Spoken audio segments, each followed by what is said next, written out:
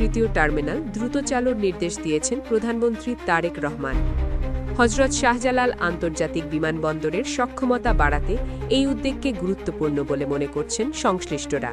রোববার সচিবালয়ের মন্ত্রিপরিষদ কক্ষে অনুষ্ঠিত এক বৈঠকে প্রধানমন্ত্রী সংশ্লিষ্ট কর্তৃপক্ষকে নির্দেশ দেন যেন দ্রুততম সময়ের মধ্যে তৃতীয় টার্মিনাল চালুর সব প্রস্তুতি সম্পন্ন করা হয়। বৈঠকে উপস্থিত ছিলেন অর্থ ও পরিকল্পনা মন্ত্রী আমির খসরু মাহমুদ চৌধুরী, বেসামরিক বিমান পরিবহন ও পর্যটন মন্ত্রী প্রতিমন্ত্রী সহ সংশ্লিষ্ট ঊর্ধ্বতন কর্মকর্তারা। বেসামরিক বিমান পরিবহন ও পর্যটন মন্ত্রী আফরোজা খানম জানিয়েছেন, প্রধানমন্ত্রী স্পষ্টভাবে নির্দেশ দিয়েছেন টার্মিনালটি দ্রুত চালু করতে প্রয়োজনীয় সব পদক্ষেপ নিতে হবে। তবে এখনই উদ্বোধনের নির্দিষ্ট তারিখ জানানো হয়নি।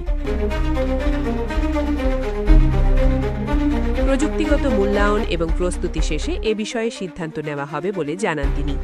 তৃতীয় টার্মিনাল চালু হলে বিমানবন্দরের যাত্রী ও কার্গো পরিবহন সক্ষমতা উল্লেখযোগ্যভাবে বৃদ্ধি পাবে।